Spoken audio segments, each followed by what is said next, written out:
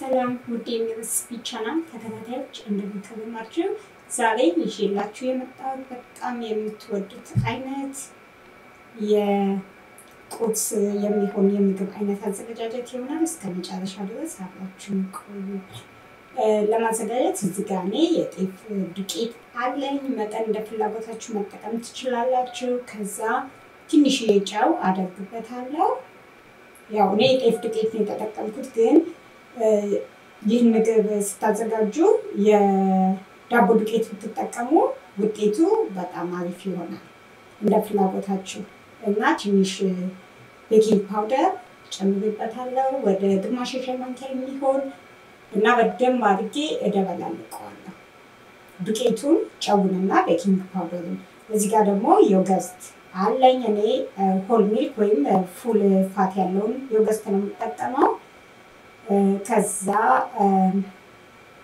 ዮገርት አደረኩበት እና አሁን እንደምታዩት አንድ ላይ ያዋህድኩት ነው ያለሁት በእጄ ከማብካቴ በፊት። እዚህ ጋር ዱቄቱ ካነሰ ከበዛ ያው እየጨመራችሁ መጠቀም ትችላላችሁ። ምናልባት ዮገርቱን ካበዛችሁበት ያው ዱቄት መጨመር ያስፈልጋችኋል። ያው ሊጡ በደንብ አድርገን ማብካት መቻል አለብን። በደንብ ካቦካሁት በኋላ ይህንን ይመስላል።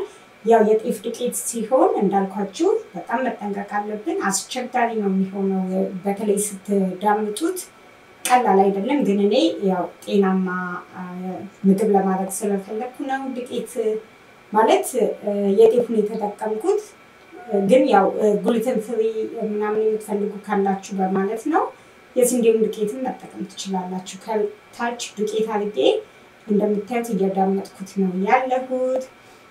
እንደምታስቡት መዳመጡ ቀላል አይደለም። ያው ሊጡን በጣም ድርቅም ያለ ሳይሆን ደረቅ ያለ ሆኖ በጣም ደረቅ መሆን የለበትም። ምክንያቱም ስትዳምጡት በጣም ነው የሚያስቸግረው። እኔ ራሱ በጣም ተጠንቅቄ ነው የዳመጥኩት። በጣም አስቸጋሪ ነው። እንደምታዩት ቀላል አይደለም። እኔ ደግሞ በስስ አድርጌ ነው የዳመጥኩትም እሱም ሊሆን ይችላል። በስንዴ ዱቄት ወይም በዳቦ ዱቄት ያው ከዚህ በፊት ሞክሬ በጣም አሪፍ ነበረ። ያው ምንም ውሃ አንጠቀምም። ዮገርቱንና ዱቄቱን፣ ጨው፣ ቤኪንግ ፓውደር በማድረግ ብቻ ነው የምንጠቀመው። እንደምታዩት እኔ ያበሰልኩት ነው ያለሁት።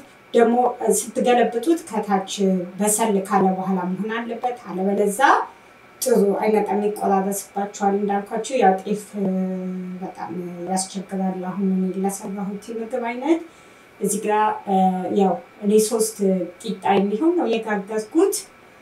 ከዛ እዚህ ጋር ደግሞ መጥበሻዬ ያው በዛው በጋገርኩበት መጥበሻ ነው የምጠቀመው።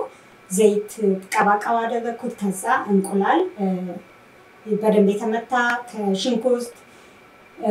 ሽንኩርት፣ ቃሪያ፣ ቲማቲም ያለው አደረኩ እና ግማሽ ያህል ከበሰለ በኋላ ቂጣውን ከላይ አደረኩበት። ያው እንዲጣበቅ ትንሽዬ ሲቀረው ነው የምናደርገው፣ ሙሉ ለሙሉ ሳይበስል ማለት ነው።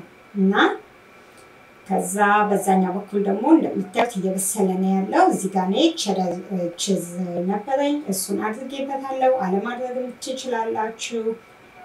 እና አሁን እኩል በኩል አጥፈዋለሁ በእንደዚህ መልኩ። እውነቴን ነው የምላችሁ በጣም ምስጥ የሆነ የቁርስ አዘገጃጀት ነው። ምሳም ላይ መክሰስም ላይ መመገብ ይቻላል፣ ምንም ችግር የለውም። እና አሁን እንደምታዩት በስሎልኛል። እንደምታዩት በጣም ያምራል ሲያዩት ራሱ። እና ደግሞ ጤናማ የሆነ የቁርስ አዘገጃጀት ነው። በጣም እንደምትወዱት እርግጠኛ ነኝ። እንዳልኳችሁ ግን ከስንዴ ዱቄት ወይም ከዳቦ ዱቄት ብታዘጋጁት አያስቸግርም። ግን ከጤፍ ከሆነ የምታዘጋጁት እንደኔ ያው ስትዳምጡ ምን ስትሉ በጣም መጠንቀቅ አለባችሁ። ሊጡንም በደንብ ማብካት አለባችሁ። በደንብ ማዋሃድ መቻል አለበት። ይህንን እንድታስተውሉላለሁ። ያው እንደዚህ አድርጋችሁ ጤፍንም መጠቀም ይቻላል። ምንም ውሃ ሳትጨምሩ በዮገርት ብቻ ወይም በእርጎ ብቻ በማብካት መጠቀም ይቻላል። ጣዕሙ በጣም ልዩ ነው፣ ትወዱታላችሁ። እናንተም ሰርታችሁ ሞክሩት እላለሁ። ሌላ ጊዜ በሌላ ስራ እስከምንገናኝ ድረስ ደህና ሁኑ።